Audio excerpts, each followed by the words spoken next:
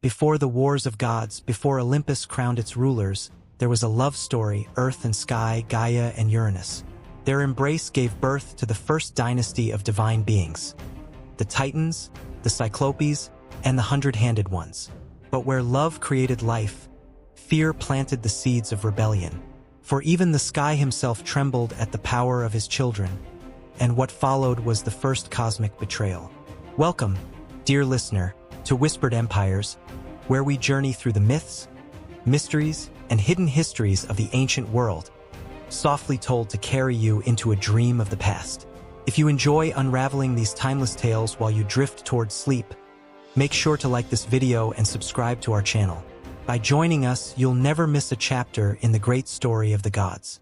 Before the stars twinkled, before the seas whispered, before the mountains stood proud, there was only chaos. The Greeks imagined this not as disorder, but as a vast emptiness, a yawning gap stretching endlessly, silent and still. It was not light nor darkness, but something in between, a place where form had not yet found itself. From this quiet void came the first presences. Gaia, the earth, stretched wide and solid, becoming the foundation for all that would be. Her body was fertile and vast, clothed in valleys and plains, though no rivers yet cut her surface, no forests yet clothed her slopes. Alongside her drifted Erebus, darkness, and Nyx, night, who wrapped the world in shadow. Their child, Hemera, day, began to bring flickers of light, touching the edges of the earth like a dawn yet unfinished. Still, Gaia was alone. She was expansive, strong, and enduring, but she longed for something more, for a counterpart to crown her, to balance her. Her soil was rich, but without the sky above, she felt incomplete. She lay waiting, stretching upward with invisible yearning. The silence of chaos lingered, but change was coming. From that vast nothingness arose Uranus, the sky. He unfolded above Gaia like a boundless dome, endless and eternal. His body was the heavens themselves. By day, a brilliant expanse. By night, a deep darkness scattered with sparks of light. He was both ceiling and infinity, covering Gaia entirely. To the senses, Uranus was overwhelming. To look upon him was to see an endless vault without edge. To hear him was to hear the whistle of high winds and the crash of storms. His touch was the brush of clouds against mountain peaks, the kiss of rain upon soil. His breath carried the cool scent of open air and distant lightning. Even his presence could be tasted. The metallic tang in the air before a storm, the freshness after rainfall. Where Gaia was steady, Uranus was vast. Where Gaia nourished, Uranus adorned. Together, they were not merely complementary, they were necessary. The earth beneath and the sky above completed the cosmos. When Gaia and Uranus met, creation deepened. Their joining was not fleeting but constant, an eternal embrace. Gaia lifted her mountains upward as if to reach him, while Uranus bent low, pressing himself against her. Rain fell into her valleys, rivers began to form, and her soil drank deeply of his gift. Their embrace clothed the world with life. To the Greeks, this explained the very structure of existence. The ground beneath their feet was Gaia's body, firm and nourishing. The vault overhead was Uranus, wide and unbroken. To live was to dwell between earth and sky, children of their endless union. The embrace could be felt in every sense.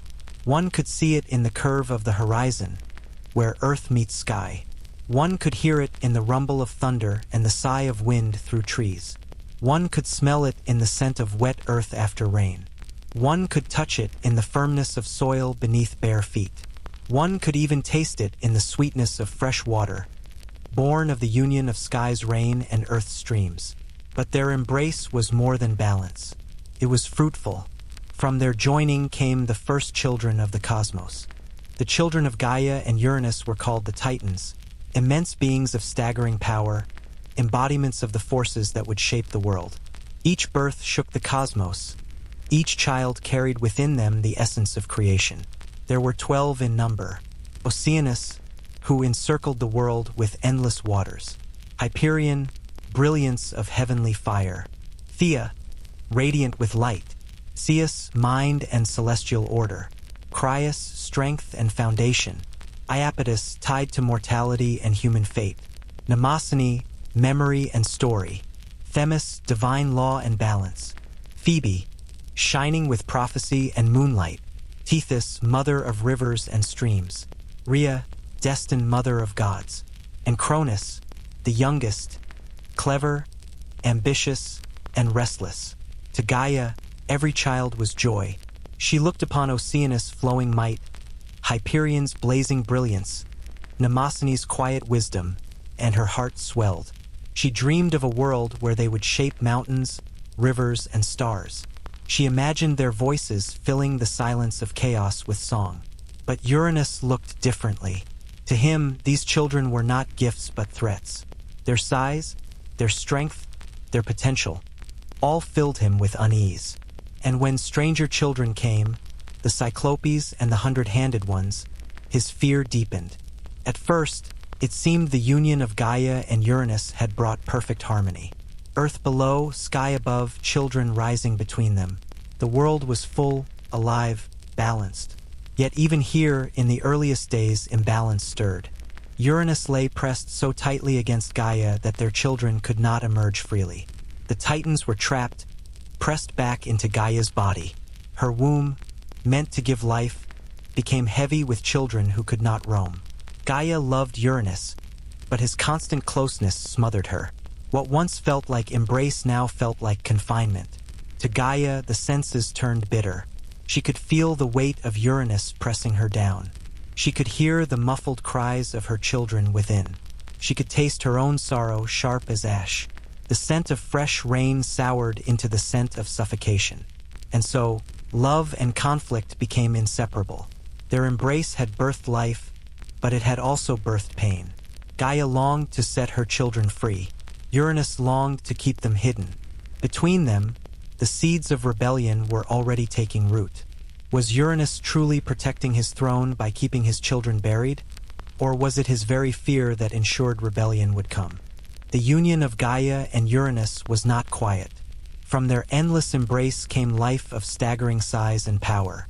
Gaia, swollen with the weight of creation, groaned as her body labored, and from her depths emerged the Titans, the first dynasty of gods. These were no ordinary children. They were not fragile, nor fleeting like the mortals who would one day appear. They were eternal, immense embodiments of cosmic forces. As each Titan was born, the world itself seemed to shift. Rivers swelled, mountains shook, winds carried their voices. Gaia rejoiced, her heart swelling with pride. Every child was a new aspect of her creation, another piece of the universe given form. But Uranus looked with narrowed eyes.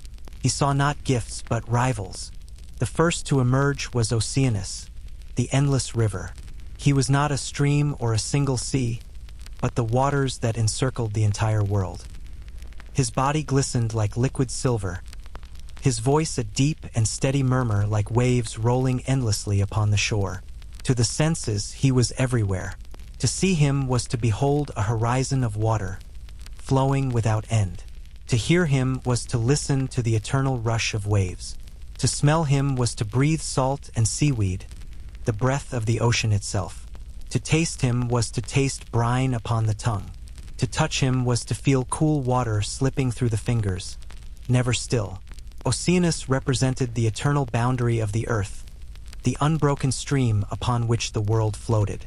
From him would flow countless rivers and daughters, the Oceanids, guardians of streams and springs. He was not warlike but steady, a presence at the world's edge. Uranus, however, saw in his vastness a reminder that some forces cannot be contained. From Gaia and Uranus came other Titans, each embodying an essential part of existence. Hyperion, brilliance of light, strode forth like a burning flame. His presence was dazzling, his voice like the crackle of fire. He carried the promise of the sun, the moon, and the dawn, light to break the endless night. Beside him was Thea, the Shining One. Her eyes glimmered like gems, her touch left things radiant. From her, all brightness was born. Not only sunlight, but the gleam of gold, the sparkle of silver, the clarity of vision. There was Mnemosyne, memory eternal. She walked softly, but her presence lingered.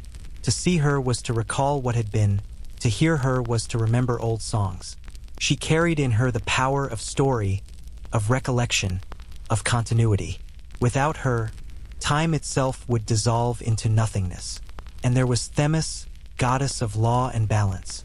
She stood tall, her eyes calm, her presence steady. The air around her carried the scent of order, the feeling of justice like a weight evenly balanced in the hand. Her voice was measured, each word carrying inevitability. She was not simply law imposed, but law woven into the universe. These titans brought more than strength, they brought structure. They were the bones of the cosmos, holding it upright. From Gaia also came the softer powers of light and nurture, as well as the dangerous spark of ambition. Phoebe, the bright one, carried the glow of prophecy. Her light was not blazing like Hyperion's, but soft and guiding like the moon. To walk under her gaze was to feel clarity in darkness, as though the path ahead were revealed. Her presence smelled faintly of night-blooming flowers, delicate yet enduring. Tethys, the mother of rivers, flowed with nourishing power. From her breast poured streams, fountains, and fresh waters. Her touch was cool, her taste sweet like spring water. She was fertility itself, bringing life to the barren. Rhea, destined to be mother of gods, was Gaia's echo. She embodied nurture, growth, and the rhythm of birth. To touch her was to feel warmth. To hear her was to hear a lullaby in the wind. She would one day bear Olympians, but even now her presence promised renewal. And then there was Cronus, the youngest. His eyes were sharp, his movements calculated. He smelled of flint and iron, sharp and unyielding. Unlike his siblings, he carried not only cosmic force but cunning ambition. He did not only exist, he desired. He watched his father with restless eyes, already sensing weakness, already imagining power. Together, these 12 titans stood as the first divine order. They were not merely children, but aspects of existence given living form. Waters, light, memory, law, prophecy, fertility, ambition. They filled the silence of chaos with voices, footsteps, and presence. The cosmos was no longer empty. It was alive, structured, and immense. Gaia looked upon them with joy. To her, they were perfect. To Uranus, they were dangerous. Their size rivaled his own. Their powers spread far across the cosmos. He felt their strength like a pressure in his chest, and fear grew in him like a shadow. The senses of this family were overwhelming. The crash of Oceanus' waves, the blaze of Hyperion's fire, the soft glow of Phoebe's light, the firmness of Themis' order, the whisper of Mnemosyne's memory, all surrounded Uranus, pressing in from every side. He could not silence them, and yet he longed to. In his fear, he began to act. Just as he would bury the Cyclopes, just as he would press the 100-handed ones into Gaia's depths, so too he sought to keep the titans beneath him. Their greatness was not celebrated, it was suppressed. Thus, even in the moment of their birth, the seeds of rebellion were sown. If you were Uranus, standing before 12 children each embodying the forces of the cosmos, would you have welcomed them, or feared that one day they would rise against you? From the endless union of earth and sky came not only the majestic titans, but also stranger, wilder children. Gaia felt the pressure within her, the weight of new life straining to be born. Her body trembled as she labored, and from her depths emerged beings unlike any the world had ever seen. They were the Cyclopes, giants of immense stature, each with a single blazing eye set in the center of their foreheads. That eye shone like a burning coal, fierce and unblinking, casting light even in the deepest shadows. Their first cries were not gentle. They were a roar that rolled like thunder across the still young world. The ground shuddered beneath them as though Gaia's own body was struggling to bear their weight. To the eye, they were strange and awe-inspiring. Their great forms loomed like living mountains, their one eye a glowing beacon of fire. To the ear, their voices shook the air, deep and echoing, as if storms themselves had learned to speak. The air around them smelled of damp earth and hot stone, a reminder that they were born from Gaia's depths but carried the fire of something greater. Even the taste of the air seemed to change when they appeared, metallic, sharp, as though the flavor of lightning itself had seeped into the wind. Gaia welcomed them with the pride of a mother, for they were her children, her creations, her gifts to the cosmos. But Uranus looked upon them with suspicion. Their single eye, their terrible size, their storm-born cries unsettled him. Where Gaia saw beauty, Uranus saw danger. The seeds of fear were already sown. The Cyclopes were not beings of subtle grace like Mnemosyne or Themis. They were beings of raw power, embodiments of storm, fire, and violent force. Their very names revealed their nature. There was Brontes, whose name meant thunder. His steps made the ground quake. His voice rolled like storm clouds across the heavens. Wherever he moved, the world seemed to echo with distant rumbling. There was Steropes, lightning. From his one great eye burst sudden flashes of white fire, dazzling and blinding, as though he carried the storm within him. His gaze could split the darkness as easily as a bolt tears through the night sky. And there was Argesh, bright. His eye burned with a steady radiance, not flashing like Steropes, but glowing with fierce brilliance. He was the light that lingered after the storm, the gleam of fire that will not be extinguished. Together they were the storm given form, thunder, lightning, and dazzling brightness. The Greeks imagined that when storms raged across the mountains, it was the Cyclopes walking, shouting, striking their hammers. When lightning split the heavens, it was Steropes' eye flashing. When thunder shook the valleys, it was Brontes' laugh rolling across the sky. Their presence was overwhelming to every sense. To see them was to behold living storms. To hear them was to feel the mountains quake.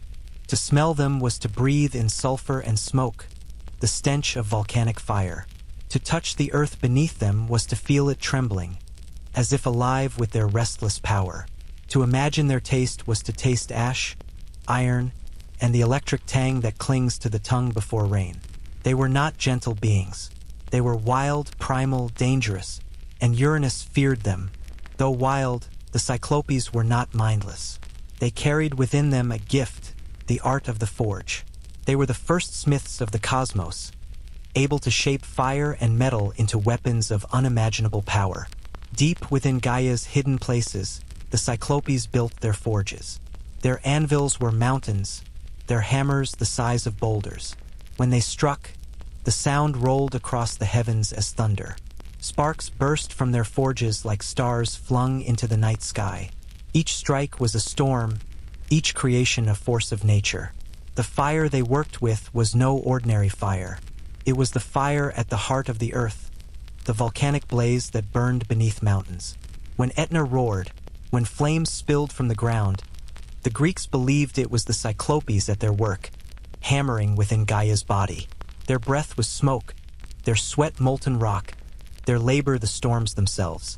In time, they would forge the thunderbolt of Zeus, the trident of Poseidon, and the helm of Hades, weapons so mighty they would decide the fate of the cosmos. But in this first age, their fire was hidden, their craft smothered by Uranus' fear. Still, in secret, one could almost sense their work. The ground trembled as though hammers struck far below. The scent of sulfur drifted up from cracks in the earth. Lightning flashed across Uranus' vast dome, as though sparks escaped their hidden forge. Even in silence, the Cyclopes were never truly still. Uranus could not bear their power. If he feared the Titans, he feared the Cyclopes even more. Their storm-born eyes, their terrible strength, their fiery forges. All of it seemed a threat to his rule. And so he acted. Just as he pressed the Titans back into Gaia's body, he forced the Cyclopes into even deeper darkness. He thrust them down into Tartarus, the pit below the earth, a place of suffocating confinement. There, beneath layer upon layer of rock and shadow, the Cyclopes were chained. For Gaia, this was agony. Her body, meant to bear life, became a prison. She could feel her children struggling within her, their cries muffled, their eyes blazing but unseen. The weight of Uranus pressed her down, pressing them further into suffocation. She trembled with their pain, groaned with their despair, but she could not free them. The sensory world of Tartarus was cruel. There was no sight, only endless blackness. There was no fresh air, only the stench of sulfur and decay. The air tasted of ash, bitter and choking. The touch of the stone walls was cold and unyielding, pressing in from all sides. The only sound was the groaning of the earth and the muffled rumbles of the imprisoned giants. In burying the Cyclopes, Uranus thought he had secured his throne. But in truth, he had planted the seeds of his downfall. Though hidden in darkness, the Cyclopes story was far from over. The Greeks knew that no prison could hold such power forever. In time, they would be freed. In time, their forges would blaze again, and their weapons would arm the next generation of gods. When Zeus rose to challenge the Titans, it was the Cyclopes who forged his thunderbolt, the crackling spear of lightning that became his signature weapon. It was they who gave Poseidon his trident, with which he shook the seas and split the earth. It was they who crafted Hades' helm of invisibility, granting him power in shadow. Without the Cyclopes, the Olympians could never have triumphed. And so the legacy of the Cyclopes was not destruction alone. They were creators, shapers of destiny, their gifts deciding the fate of gods and mortals alike. Their single eyes, once feared as monstrous, were revealed as symbols of focus, the power to see clearly, to create with precision, to unleash forces that even gods revered. But for now, in the story of the first dynasty, they remained imprisoned, silent, waiting, their sparks hidden in darkness. The storm they embodied was not gone, only sleeping, gathering strength for the day when it would break free. When you hear thunder rolling across the sky, do you imagine it as mere weather, or as the hammers of the Cyclopes, still striking deep within the earth, forging the destiny of gods? From the embrace of earth and sky came not only the graceful Titans and the storm-born Cyclopes, but children more fearsome still, the Centimanes, the hundred-handed ones. Gaia labored heavily as they came forth, each birth shaking her body like an earthquake. When they emerged, the world seemed to shudder at their appearance. They were giants beyond measure, each with 100 arms stretching like forests of flesh, and 50 heads stacked one upon another, eyes gleaming like countless stars. Their bodies were colossal, their strength unimaginable. Where the Titans embodied balance and order, the Centimanes embodied raw chaos, the overwhelming power of nature when unbound. To see them was to be overwhelmed. A mass of writhing arms, eyes blazing in all directions, mouths roaring in unison. To hear them was to hear the cacophony of 50 voices shouting at once, the sound of mountains splitting and seas crashing. The air around them smelled of sweat, stone, and ozone, like the aftermath of a storm. The ground beneath them trembled as though the earth itself recoiled from their weight. Their names carried their nature: Cottus, Briareus, and Gyges. Each was terror given form, strength multiplied 100-fold. The hundred-handed ones were not subtle. Their gift was strength and strength in excess. With 100 arms, they could seize mountains, uproot forests, hurl boulders across valleys. With 50 heads, they could cry out with a roar that deafened the air, drowning even the thunder of the Cyclopes. To the senses, their presence was unbearable. Imagine the sound: 100 fists striking the ground, shaking valleys and collapsing cliffs. Imagine the sight: arms lashing like trees in a storm, heads turning in every direction, eyes burning like scattered fire. Imagine the feel: the ground trembling beneath their steps, vibrations rattling the bones. Even the air was thick, filled with the scent of dust, stone, and the heavy musk of giants. Gaia, though startled, loved them as her children. They were hers, born from her union, embodiments of her abundance. But Uranus recoiled. To him, the Centimanes were abominations, dangerous beyond measure. Where Gaia saw might, Uranus saw rebellion waiting to happen. If Uranus feared the Titans, and if he dreaded the Cyclopes, his terror of the hundred-handed ones was absolute. Their size, their chaos, their sheer strength made them enemies in his mind before they had even spoken. He could not bear to see them roam free, could not risk their hands tearing down his sky. And so, Like the Cyclopes before them, Uranus forced them into Gaia's depths. With each arm they stretched outward, he pushed them back. With each roar they unleashed, he silenced them beneath his weight. He thrust them into Tartarus, the abyss at the bottom of the world, burying them under layer after layer of darkness. Gaia cried out in pain. She felt her children pressed into her body, not nurtured but smothered. Their 100 arms clawed at the dark, their 50 heads shouted into silence, their strength wasted in confinement. The air grew heavy with sorrow. The ground groaned beneath the weight of their prison. In imprisoning them, Uranus thought himself safe. But in truth, he was ensuring that when rebellion came, it would be fierce and unstoppable. No mother can watch her children suffer without anguish. Gaia's pain deepened with every groan of the 100-handed ones. She could feel their straining muscles, their restless arms pushing at her insides, their muffled cries echoing in her core.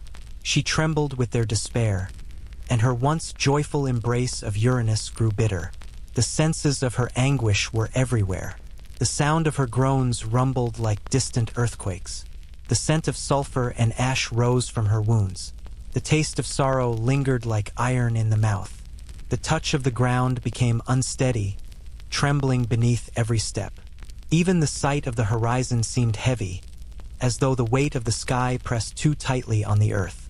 Gaia's grief was no longer silent. It began to turn to rage. She had given Uranus children of wonder and strength, yet he had buried them, fearing what they might become. Her love was turning into resistance. In her heart, she began to imagine vengeance. The imprisonment of the 100-handed ones was more than cruelty. It was the final straw.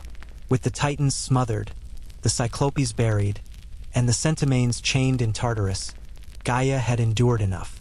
Her children, born from love, were turned into prisoners by fear. And so, within her, a plan began to form. She whispered to her children in the darkness, promising that one day they would be free.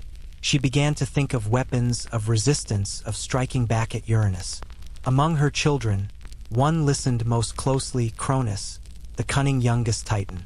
The cries of the 100-handed ones did not fade. They echoed in the deep, shaking the cosmos like a drumbeat of rebellion. Even buried, they were not powerless. Their 100 hands clutched at fate itself, and their 50 heads shouted prophecies of upheaval. In time, they would be freed. In time, their strength would change the course of the cosmos.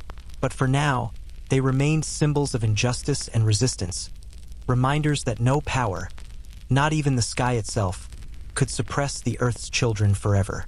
Do you think Uranus was right to bury the 100-handed ones out of fear, or was it his very act of suppression that ensured his downfall?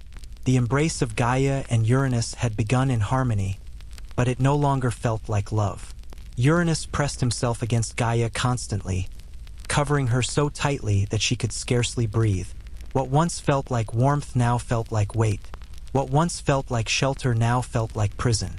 Every night, as the sky stretched across Earth, Uranus held her down. His closeness was suffocating. His fear of their children grew like a storm cloud, heavy and dark. He did not see their births as blessings but as threats, and his solution was cruel. He forced them back into Gaia's depths.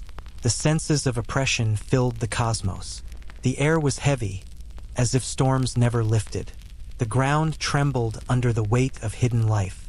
The cries of the imprisoned Titans, Cyclopes, and 100-handed ones echoed faintly, like muffled thunder beneath the soil. Even the taste of the air seemed bitter, metallic, as if sorrow itself lingered on the tongue. Uranus was no longer father or lover. He was jailer. He was tyrant. Gaia's anguish grew unbearable. Her womb was meant to bring life into the world, but instead it was twisted into a tomb. The Titans pressed against her insides, restless and mighty, yearning for freedom. The Cyclopes struggled in Tartarus, their single eyes blazing in unseen fire.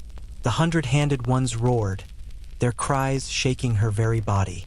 She felt every movement of her children, every groan, every muffled cry. The touch of her own body became pain, mountains aching with the weight of her sons, valleys sinking under the pressure of her daughters. The sound of her grief was earthquakes, rolling through the land. The smell of sulfur rose from fissures, the breath of imprisoned giants. Even the sight of the horizon was warped by sorrow, heavy as if the sky itself sagged with cruelty. Gaia's heart grew heavy. She had once loved Uranus, but now she despised him. He had taken her gifts and turned them into chains. Her union with the sky was no longer creation, it was oppression. Uranus ruled by fear. He believed that if his children were hidden, if their voices silenced, if their power buried, he would remain supreme. He mistook silence for safety, suppression for control. At times he would look upon Gaia with suspicion, his vast dome lowering closer, his storms raging across her body as if to remind her of his dominance. Lightning cracked, rain lashed, winds tore at her forests. These were not gifts of fertility but punishments of fear. The world itself felt the weight of his tyranny. The sight of endless storms filled the heavens. The sound of unbroken thunder became a constant drumbeat. The touch of rain was no longer nourishing but harsh and cold. The smell of ozone and storm filled the air, sharp and choking.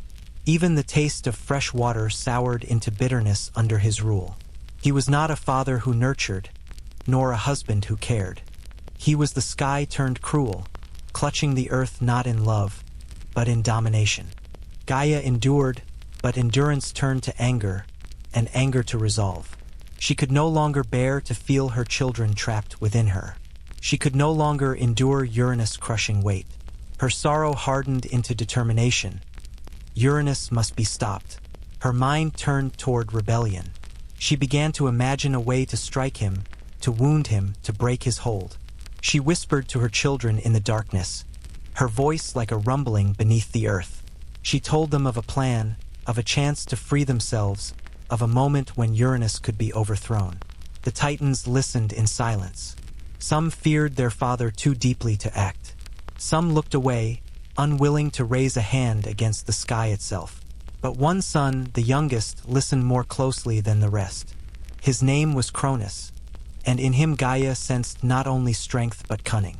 As Gaia whispered, the air itself seemed to tremble.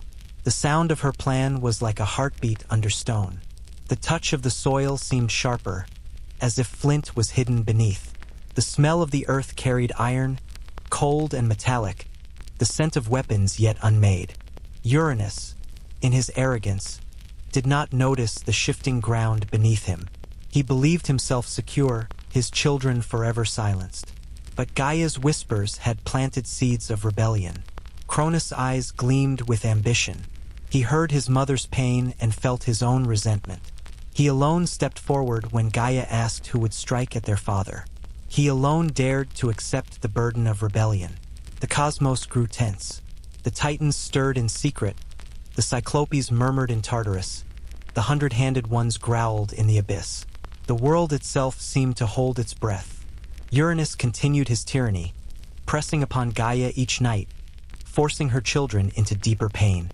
But unseen, in the hidden places of the earth, Gaia was preparing. Her grief had become weapon. Her sorrow had become strategy. Her womb, once prison, was now also forge. The first dynasty of gods was no longer united in love. It was fractured by fear, weighed down by oppression, and sharpened by vengeance. The time of harmony was over. The time of rebellion was drawing near. What do you think? Could Uranus have kept his throne if he had trusted his children?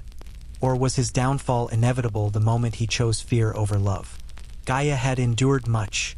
Her body bore the Titans, the Cyclopes, and the hundred-handed ones. But instead of seeing them thrive, she felt them press deep into her flesh, smothered by Uranus' endless weight. Her womb, meant to bring forth life, had become a prison.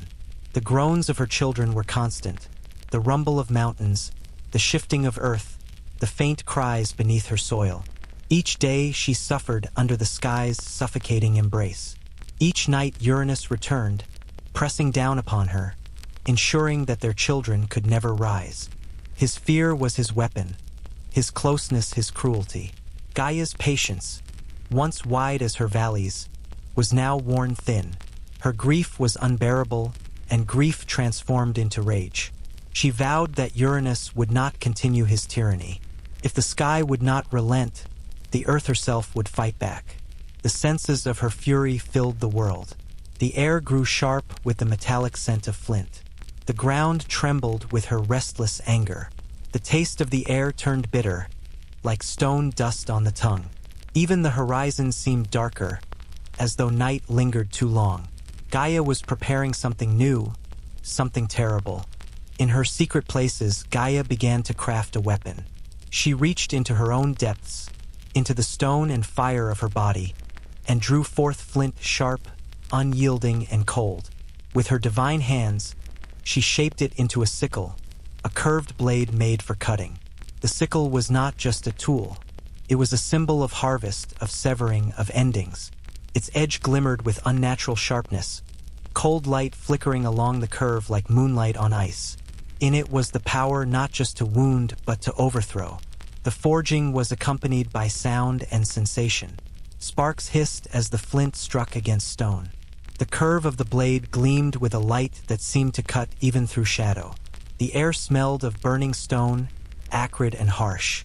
When Gaia ran her hand along its edge, it bit into her skin, drawing divine blood, proof of its sharpness. The taste of iron lingered in the air. She held the sickle close, whispering to it as though it were alive.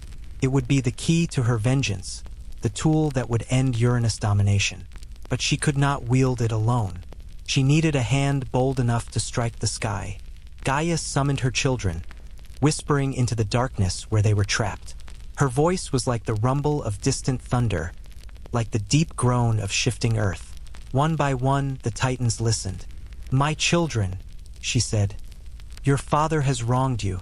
He has buried you in my body, denied you the light, smothered your strength. Will you endure forever in chains? Or will you rise and take what is yours?" Her words stirred the air. The Titans shifted uneasily. Some looked away, their fear of Uranus too great. His vast dome loomed above them still, endless and unbroken. To defy him was to defy the sky itself. The weight of that fear was heavy, pressing on their voices until most fell silent. But Gaia did not relent. She showed them the sickle, its blade gleaming even in the darkness. "With this we may strike him," she whispered. "With this we may cut away his tyranny. One among you must be brave enough."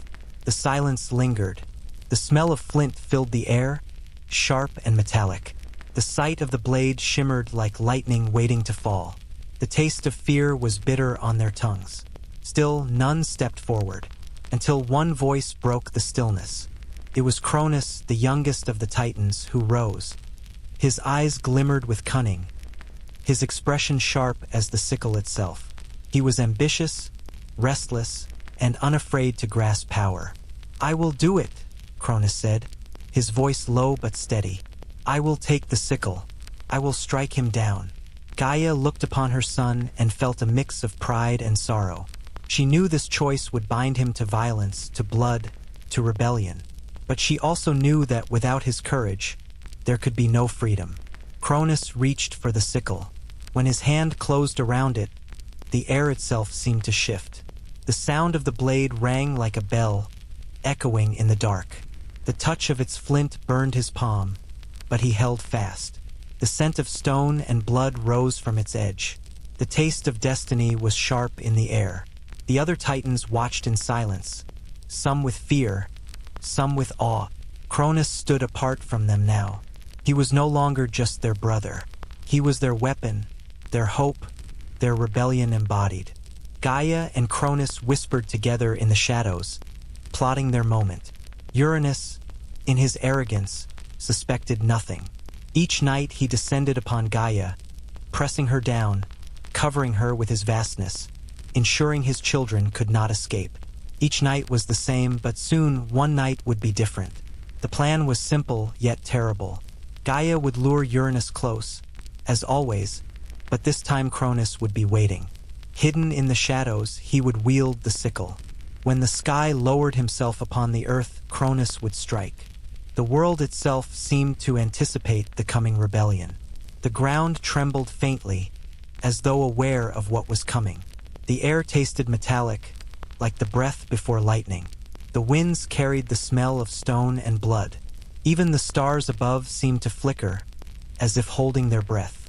The children of Gaia, still trapped, stirred in silence, their hopes rising. The Cyclopes murmured in the depths. The 100-handed ones groaned in Tartarus. The Titans stood tense around their brother. Cronus tightened his grip on the sickle.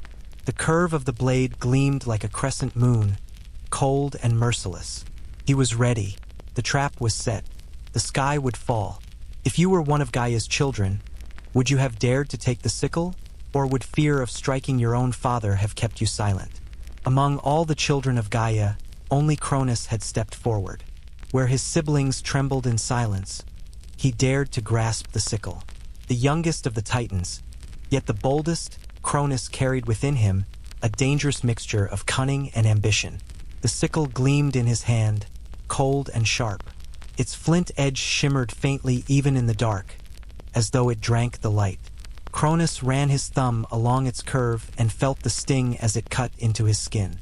A bead of golden blood welled up, proof that the blade could wound even gods.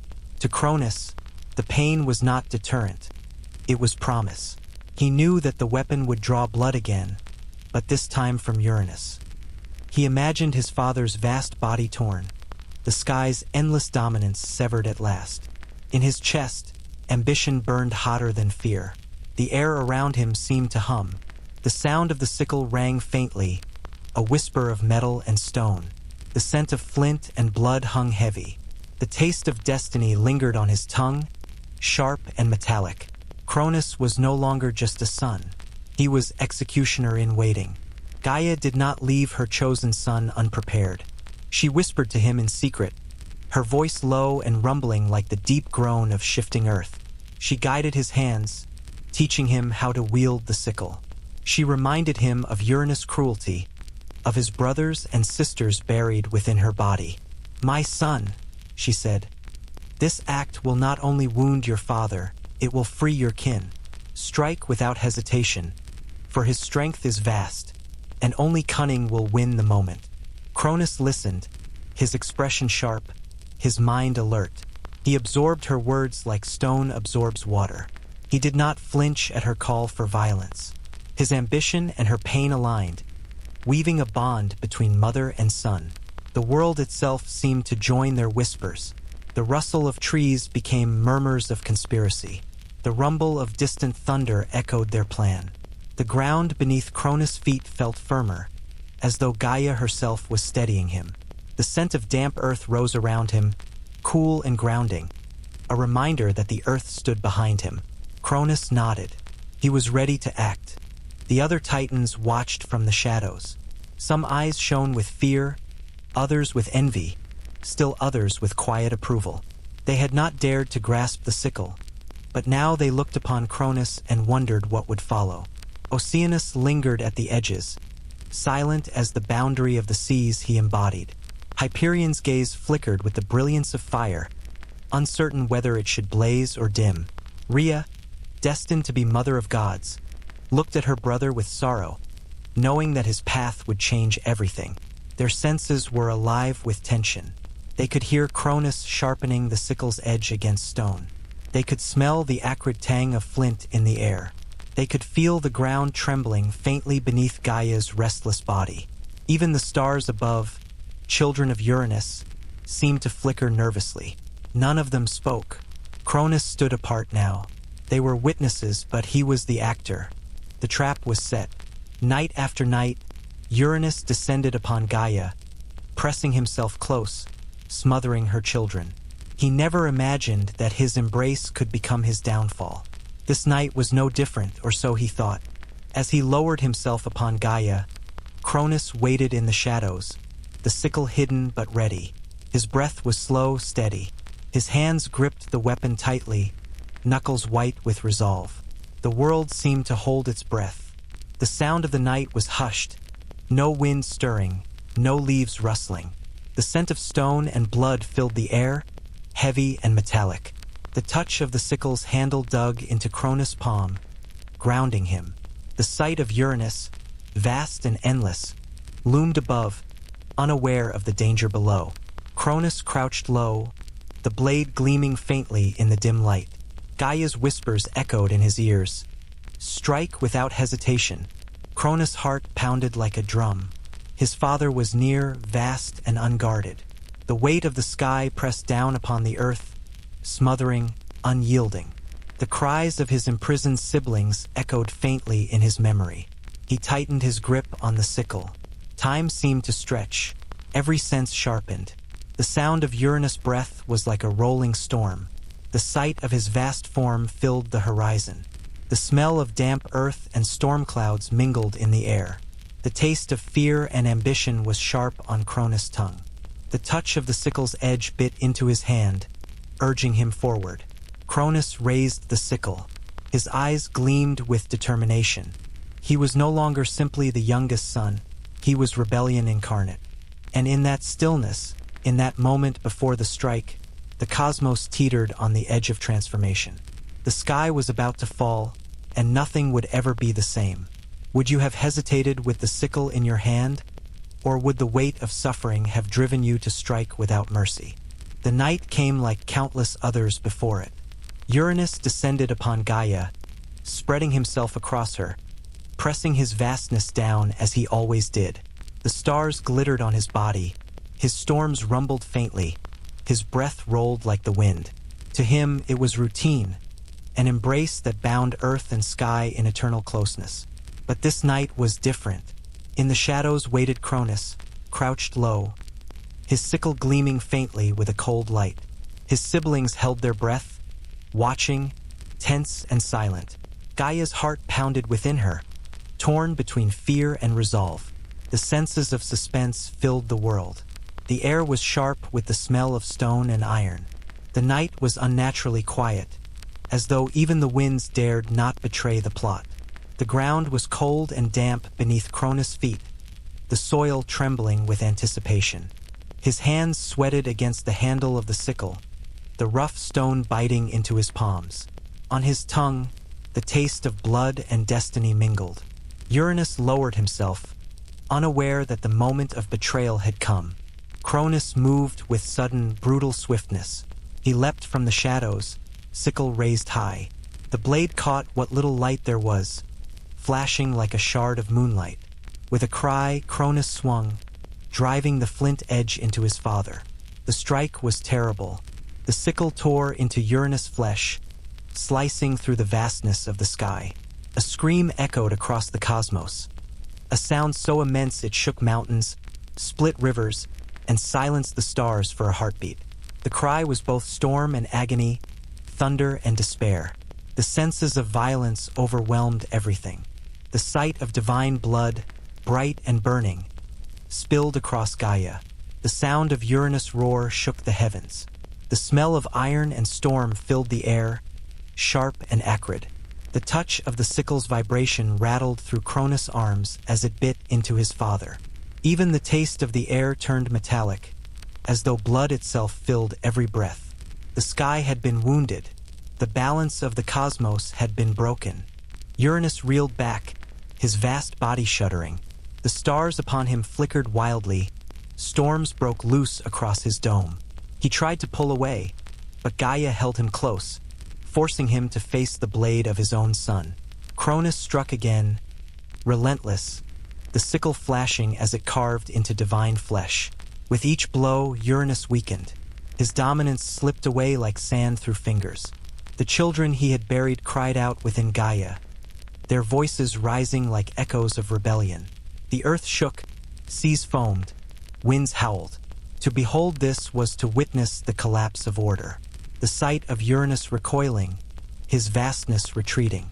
The sound of Cronus' grunts, sharp and furious, mingling with his father's roars.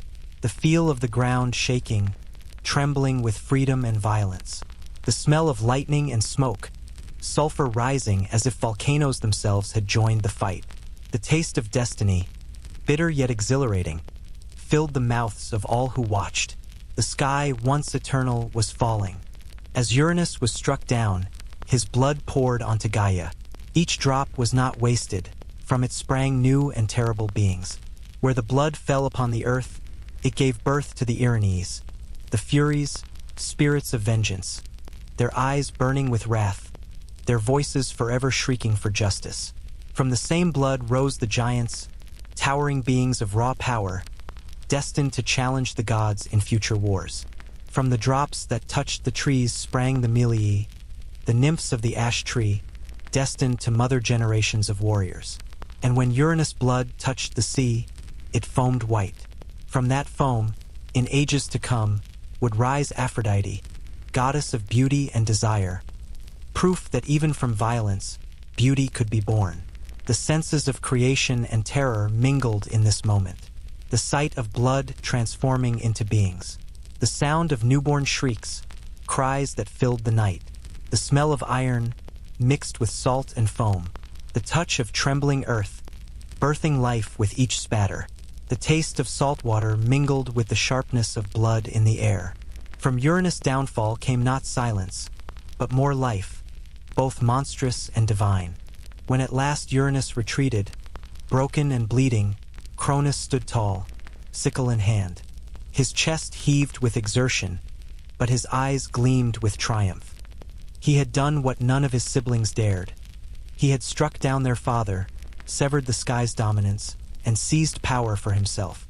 Gaia looked upon him with fierce pride, though sorrow lingered in her gaze. Her plan had succeeded, but at a cost. Blood had been spilled between father and son. Love had been replaced by betrayal. The cycle of rebellion had begun. The world itself shifted. The sky no longer pressed endlessly upon the earth. Space opened between them, giving room for life to breathe, for creation to flourish. The stars shone more freely. The winds moved more lightly. A new order had dawned. Cronus raised the sickle high, the blood of Uranus dripping from its edge. The senses of victory filled the cosmos. The sight of a new ruler rising. The sound of his siblings crying out, some in triumph, some in dread. The smell of blood and storm still heavy in the air. The feel of freedom in Gaia's trembling soil. The taste of change sharp and undeniable. Cronus had become king of the Titans.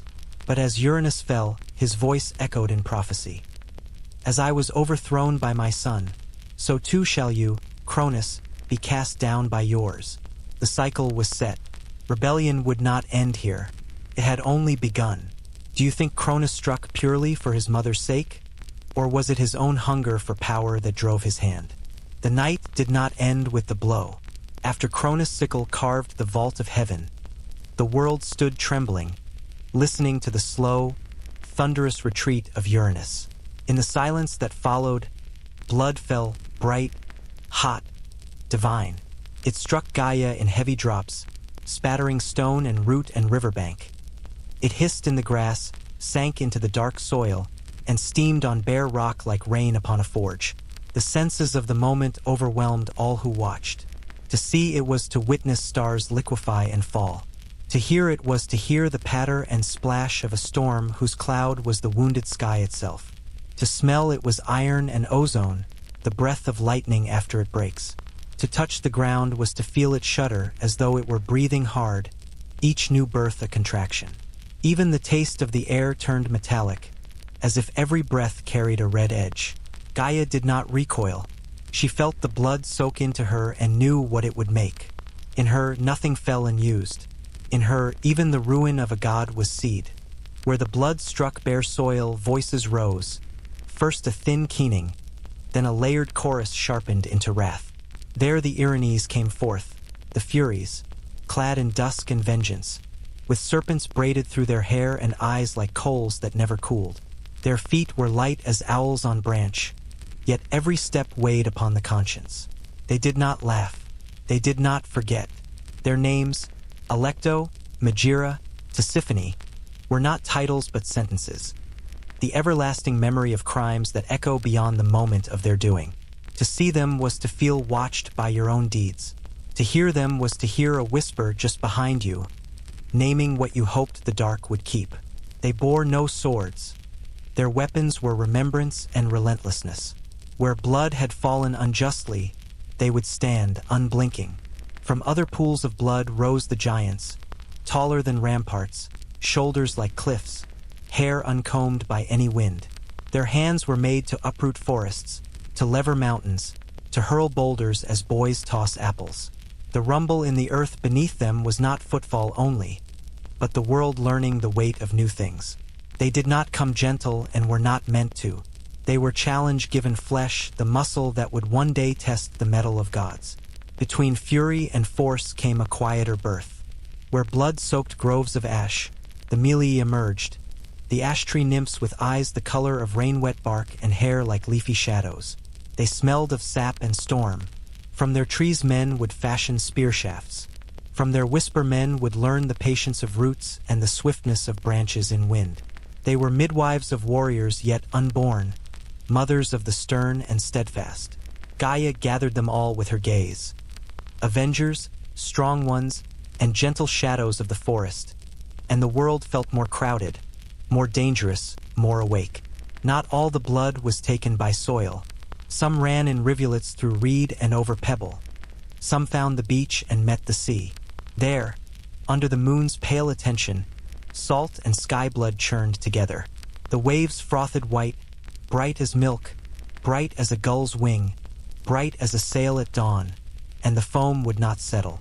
It rolled and gathered, a mound of brightness breathing like a living thing, and out of that breathing crest something stirred. The shoreline held its breath. The sound of the sea slowed to a hush and then a long intake. Seaweed clung, shells gleamed, crabs hesitated in their scuttle. The foam shaped itself. Not chance, not eddy, but form. It drew a curve.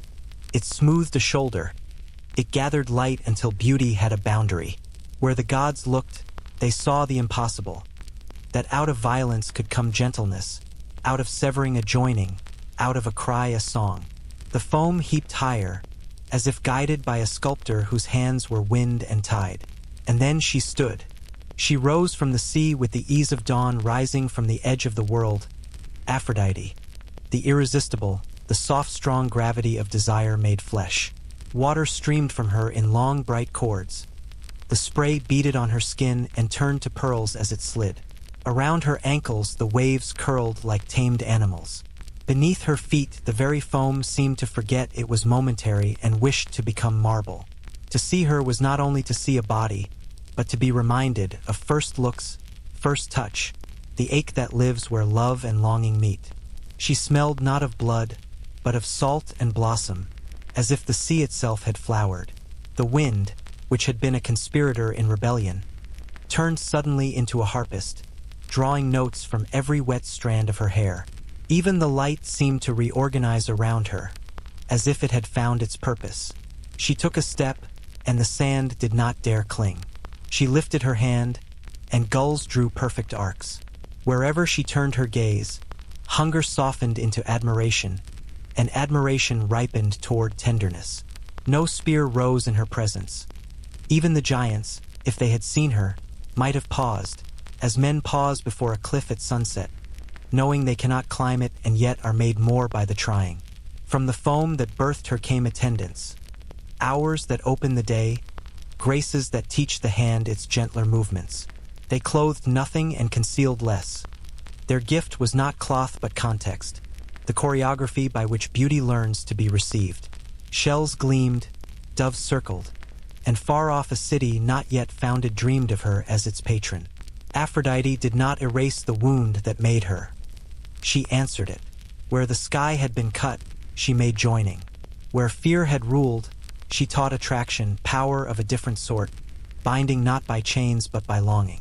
The cosmos, bruised and bright, learned a new rule, that not only force, but desire, can move gods and men. When the births had ended, the world did not return to what it had been. Could not. The Furies walked the margins of oaths. The giants breathed like mountains that had decided to be alive. The Melee stood in their groves, the whisper of spears already written in their rings. And upon the sea's wide mirror the name Aphrodite traveled like sunlight, quick and welcome. For the Titans, these births were omens. Cronus felt the sickle heavier in his hand. The prophecy Uranus had spoken, as I by my son, you by yours, did not leave the air. It hung there, a taste at the back of the tongue, like iron you cannot swallow or spit. Rhea watched her brother now king with a mother's foresight not yet granted. Oceanus slowed his endless circling and wondered what shores would one day bear temples for the god born of foam. For Gaia there was complication. Her purpose had been freedom. She had it. Her price had been blood. She wore it. She loved the Furies for their justice and feared them for their refusal to forget. She admired the giant's strength and worried for what strong hands do when they go unchallenged. She smiled at the Melee and heard in their leaves the tremble of future battlefields. And Aphrodite. Aphrodite she welcomed with a long, deep breath, for even earth must be won again each day by love. Seed to soil, rain to furrow, bee to flower, hand to hand. The senses of the altered world settled slowly. The sound of distant keening thinned to a thread and then a vow, as if the Furies spun justice upon a wheel. The smell of iron faded, leaving salt and resin in its place. To touch the ground was to feel it steadier than before, yet humming, like a new strung bow waiting for its first arrow. To see the sea was to see a road rather than a wall. And to taste the air was to taste a mingling storm and honey, salt and blossom, telling anyone with a tongue to know it that power had learned a new accent. Cronus ascended a throne that had not existed the day before. The Titans gathered to his left and right. Above them, the sky kept his distance at last, nursing his wound in the cold beyond. Below them, earth breathed out, one long exhale after a labor too long endured. Yet pattern endures. The Furies do not sleep. They wait. The giants do not forget. They train in silence. The Melee feed their trees and dream of the hands that will whittle them into purpose. Aphrodite, stepping from surf to sand, smiles at the horizon. She knows how easily crowns grow light when hearts grow heavy, and how quickly the heart can be turned. The first dynasty has fallen. The second has opened its eyes. The blood has become beings, and beings will become stories. The next of those stories will belong to Cronus. A feast, a fear, a cradle hidden in a cave, and a name whispered over and over like thunder learning its own voice. If vengeance, strength, memory, and beauty are all born from the same wound, which of them do you think truly rules what comes next? The scream of Uranus had faded, but its echo lingered in the bones of the world. The sky no longer pressed endlessly against the earth. A space had opened, a breath between them. Into that space stepped Cronus, sickle still gleaming, hands stained with the blood of his father. He stood taller now, not because his body had grown, but because power bent around him. The Titans gathered in a wide circle, watching him. Oceanus flowed silently at the edge. Hyperion blazed like a smoldering flame. Rhea's eyes softened with worry. Mnemosyne's gaze memorized every detail. Cronus raised the sickle high. "I am king," he declared, voice echoing across Gaia, rolling like thunder no longer owned by Uranus. The world itself seemed to recognize the shift. The sound of silence followed his words, deep and heavy. The sight of stars above steadied, as if they now aligned to a new order. The scent of iron still hung in the air, but beneath it came the fresh smell of soil after rain, new beginnings. To touch the ground was to feel it lighter, no longer crushed under Uranus' weight. And the taste of the air carried something new, the tang of freedom and the bitterness of fear. Cronus had claimed the throne. The age of the Titans had begun. Cronus did not rule alone. Around him, the Titans took their places, shaping the cosmos with their own dominions. Oceanus circled the world with his endless waters, the rivers and streams branching like veins across Gaia. Hyperion crowned the heavens with the brilliance of the sun, the moon, and the dawn, pouring light across the land. His consort Thea adorned the earth with shimmering gems and precious metals, her brilliance gleaming in every vein of ore. Mnemosyne wove memory into the fabric of time, ensuring that nothing would be forgotten. Themis spoke the laws of gods and mortals, her voice balancing justice with inevitability. Phoebe, bright and prophetic, gave counsel from her moonlit throne, while Tethys nourished Gaia with rivers and springs, fresh waters flowing endlessly from her embrace. And then there was Rhea, gentle yet formidable, who would one day bear gods that shook the world. For now, She stood beside Cronus, her presence a quiet promise of continuity. Together they were not merely siblings. They were rulers of existence itself. They divided the cosmos like provinces, each titan a lord of their domain. The world thrummed with their power, and mortals, yet unborn, would live within the order they had made. For the first time since chaos, the world felt stable. The endless oppression of Uranus was gone. Space lay open between earth and sky, giving room for rivers to flow, for mountains to rise, for stars to shine freely. The Titans moved across the cosmos like architects, shaping it with their will. Cronus ruled with the sickle in hand, its blade always near, a reminder of how he had won power and how he intended to keep it. His reign was marked not only by authority, but by vigilance. He gave commands, but he also watched, always watching as though waiting for betrayal. Yet under his rule, creation flourished. The sights of the world multiplied. Green valleys spread wide, oceans glittered, the sun blazed, the moon waxed and waned. The sounds of life grew. Rivers rushing, winds sighing, forests whispering in chorus. The smells of blooming flowers, wet earth, and sea salt filled the air. The touch of soil was fertile, ready for seed.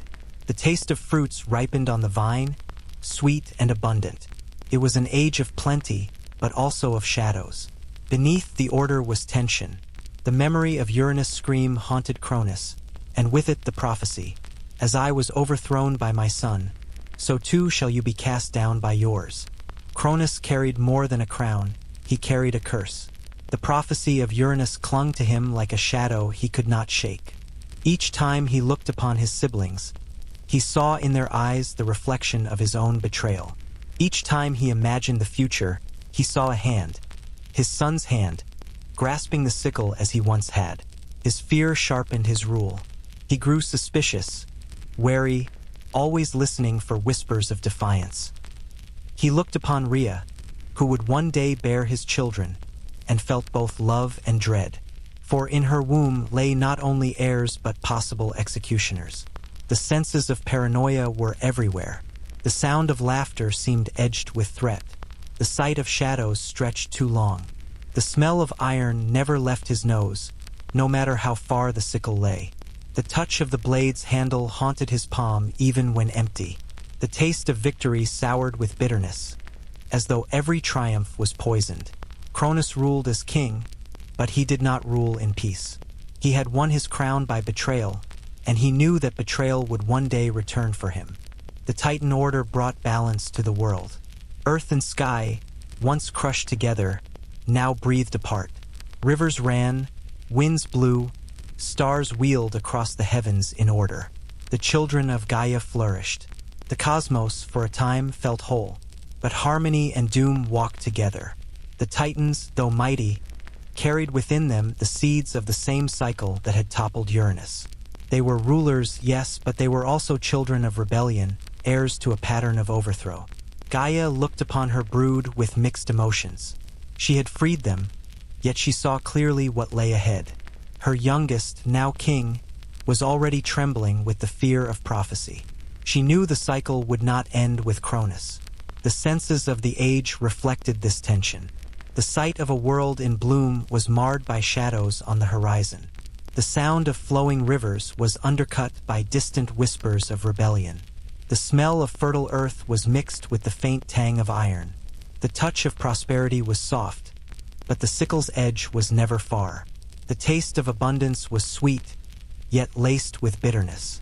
The Titan order had begun. Creation thrived, but the curse of Uranus lingered. Cronus wore the crown, but already its weight pressed heavy. If you had seized the throne as Cronus did, would you have ruled in confidence? Or would the shadow of prophecy haunt every choice you made? When Uranus fell, his voice did not vanish with him. Wounded and broken, he hurled a curse into the cosmos. As I by my son was undone, so too shall you, Cronus, be cast down by your own. The words sank into the air like iron into water. They did not fade. They echoed, low and steady, rolling through Gaia's soil, weaving themselves into the winds, hanging heavy over Cronus' throne. No matter where he walked, he heard them, No matter what triumph he claimed, they rang in his ears like the toll of a distant bell. The senses of prophecy filled the world. The sound of Uranus' curse whispered in the crackle of fire and the sigh of leaves. The sight of every horizon seemed edged with storm. The smell of iron hung always near, as though blood lingered even when washed away. The touch of the sickle in his hand felt heavier, as if weighted with fate. And the taste of fear was sharp, bitter, unshakable on his tongue. Cronus had gained the crown, but with it came a shadow he could not escape. At first, Cronus tried to rule with confidence. He sat upon his throne, the sickle displayed beside him, his siblings gathered as counselors. The Titan order brought stability. Rivers flowed, stars wheeled, harvests ripened. To the eye of the world, it was a golden age. But Cronus himself was restless. Every glance he cast upon Rhea, his sister and consort, stirred unease. She was destined to bear him children, yet in her womb lay the threat named by Uranus. Every time he touched her hand, love was mixed with dread. Every time he imagined her cradling an infant, he saw not an heir but an enemy. The paranoia spread like roots. When he looked upon his brothers, he remembered how he had struck their father. When he looked upon his sisters, he remembered how Gaia had whispered rebellion. Every Titan seemed both ally and rival. Every word seemed edged, every silence heavier than speech. The senses of his throne betrayed him. The sound of cheering subjects was hollow in his ears. The sight of abundance was dimmed by imagined ruin. The touch of the crown weighed like stone upon his brow. Even the taste of rich feasts soured, turning ashen in his mouth. Cronus was king, but he was not at peace. Gaia, who had helped him rise, watched her son with heavy eyes. She had not meant for victory to twist into paranoia. She had hoped that Uranus' fall would bring freedom, but instead, the cycle of fear continued. From the earth, Cronus heard whispers. The winds through the mountains carried faint murmurs of betrayal. The waves of Oceanus seemed to chant the prophecy. Even the rustling leaves seemed to hiss reminders of Uranus' curse. At times Cronus would sit alone, sickle in his lap, listening. He pressed his palm to the ground, and Gaia's voice trembled up through the soil. "Beware, my son. As you struck, so may you be struck. The cycle cannot be broken so easily." The senses of forewarning haunted him. The sound of Gaia's groans was no longer only pain but warning. The sight of stars wheeling above looked like a clock ticking toward his doom. The smell of burning flint reminded him of the weapon he had once wielded. The touch of earth beneath his fingers carried his mother's sorrow. And the taste of prophecy was bitter, like unripe fruit, impossible to swallow. Cronus clenched his teeth. He would not let it happen. He would not let prophecy undo him. He would act first. Cronus' fear deepened into obsession.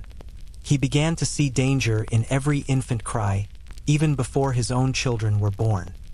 He imagined tiny hands gripping the sickle as his had once done. He dreamed of sons standing tall, eyes gleaming with rebellion. When Rhea at last bore their first child, Cronus gazed upon the infant not with joy but with suspicion. The child's cries sounded to him like prophecy fulfilled. The soft touch of its hand against his was a premonition of betrayal. The scent of new life was, in his mind, the stench of his own downfall. Cronus made a terrible choice. To escape Uranus' curse, he decided to swallow his children the moment they were born.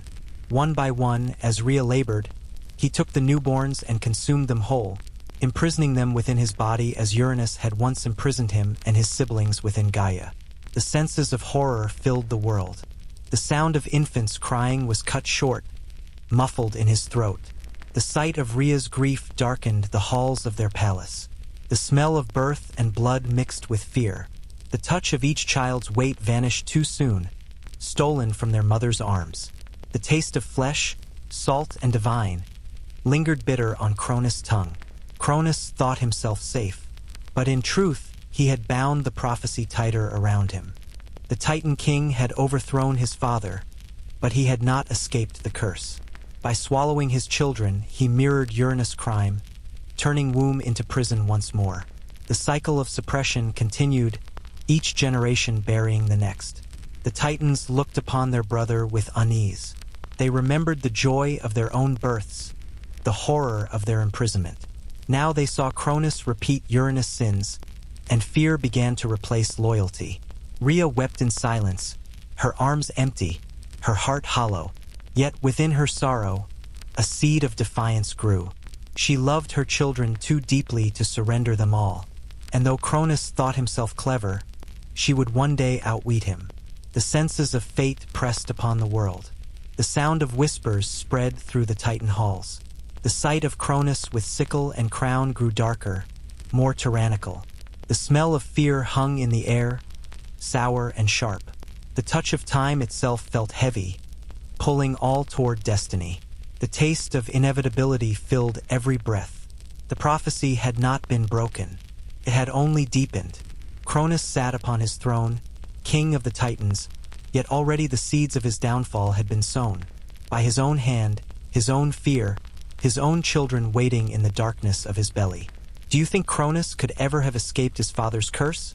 Or was his downfall sealed the moment he chose to rule with fear instead of trust? The story of earth and sky did not end with Uranus' fall. It unfolded into something larger, a pattern woven into the very fabric of existence. First came chaos, then Gaia's birth, then Uranus' dominance. Uranus was overthrown by Cronus, who claimed the throne with the sickle. Now Cronus himself, king of the Titans, sat heavy with fear of his own children. The pattern was unmistakable. Each generation rose against the one before it. Each father was undone by his son. Each dynasty carried within it the seeds of its own destruction. It was not accident, it was rhythm. Like the cycle of the moon, like the ebb and flow of the tide, rebellion returned again and again. The senses of inevitability were everywhere. The sound of winds through the mountains echoed like whispers of old stories repeating. The sight of stars wheeling in the sky seemed to trace circles without end. The smell of iron and blood never truly faded from the air. The touch of the sickle still rested cold in Cronus' grasp, and the taste of prophecy lingered, bitter as unripe fruit, reminding all who listened that nothing lasts forever. The cosmos had learned a truth: power is never secure. Cronus had once been hailed as liberator, the sun who struck down the oppressive sky. But in time, his crown grew heavy. Fear twisted him into the very thing he had fought against. He smothered his own children, swallowing them whole, repeating Uranus' crime in a new form. The Titans watched uneasily. They had followed Cronus into rebellion, but now they saw in him their father's shadow. His paranoia spread like wildfire, turning love into suspicion, hope into dread. He ruled not with justice but with fear. The senses of his tyranny spread across the land. The sound of celebration dimmed, replaced by whispers of unease. The sight of his throne grew darker, bloodstains of rebellion still clinging to the sickle. The smell of smoke rose as sacrifices were made to appease his unease. The touch of the earth grew heavier, as though even Gaia grieved to see her son repeat her husband's sins. The taste of feasts turned to ash in the mouths of those who knew their children were not safe. Cronus was king, but he was not free. He was prisoner of prophecy, chained by fear. Among the Titans, none felt the cycle more keenly than Rhea, Cronus' consort. Again and again, she had brought children into the world. Hestia, Demeter, Hera, Hades, Poseidon, only to watch Cronus snatch them away and swallow them whole. Her arms, meant to cradle, lay empty. Her heart, meant to rejoice, broke each time. Yet in her sorrow she began to plan. She remembered Gaia's whispers to Cronus long ago, how rebellion had been born in secrecy. Now she too whispered, but not to overthrow a husband. Her whispers were to protect her children. The senses of her defiance stirred softly. The sound of her prayers trembled like hidden lullabies in the dark. The sight of her eyes, once filled with tears, now shone with quiet fire. The smell of herbs and offerings clung to her, preparations for concealment. The touch of swaddling cloth against her skin promised a secret yet to come. The taste of resolve was sharp but sweet on her tongue. She would not lose them all. She would not let prophecy be only doom. In her womb now grew the child who would change everything, Zeus. Cronus' reign was strong in appearance, but hollow at its core. His children lived inside him, hidden away, swallowed but not destroyed. And already the world trembled with the knowledge that one day they would rise. The prophecy of Uranus was alive in every corner of the cosmos. The Titans knew it, even if they dared not speak. The rivers whispered it in their flowing. The winds carried it through valleys. The stars blinked it across the heavens. Gaia herself groaned it in her deep belly. The senses of foreshadow were unmistakable. The sound of muffled cries within Cronus' body haunted the air. The sight of Rhea's gaze burned with hidden intent. The smell of storms gathering hinted at wars to come. The touch of the earth trembled faintly, restless beneath Titan rule. The taste of the future was electric, like lightning before it strikes. The Olympians, though not yet free, were already destined. Their names would one day echo louder than the Titans. Their thrones rise higher, their myths stretch further. But for now, they waited, unborn to the world, alive in the shadow of Cronus' fear. History does not stand still. The Greeks knew that dynasties rise and fall like waves, each generation lifting higher before crashing into the next. Uranus fell to Cronus. Cronus would fall to Zeus. And Zeus, too, would face challenges from his own line. The cycle was not curse alone. It was the rhythm of power, the law of time. The senses of the eternal cycle pressed in. The sound of rebellion echoed endlessly, as if the cosmos itself sang it. The sight of each new birth carried both hope and threat. The smell of iron, blood, and storm never truly left the air. The touch of the sickle remained, cold and sharp, ready for another hand. The taste of fate lingered, inescapable. Cronus sat upon his throne, king of the Titans, thinking himself secure. Yet already the cycle turned beneath him. Already his children stirred. Already Rhea planned. Already Zeus waited. The wheel of rebellion was endless. The first dynasty had fallen. The second would soon follow. And beyond, the third, the age of the Olympians, was drawing near. Do you think the cycle of fathers overthrown by sons could ever have been broken? Or is it the unshakable law of power itself? And so ends the tale of Gaia and Uranus, the first dynasty of the cosmos. Their union gave birth to life, but their struggle revealed the cycle of power that would echo through every age of myth. Cronus may have seized the throne, but already his fate was sealed, for no ruler in the world of gods escapes the shadow of rebellion. If you enjoyed this story and wish to drift further through the myths of Greece, please like this video and subscribe to Whispered Empires. Tell us in the comments. Do you think Gaia was justified in plotting Uranus' fall? Or did she unleash an endless chain of rebellion?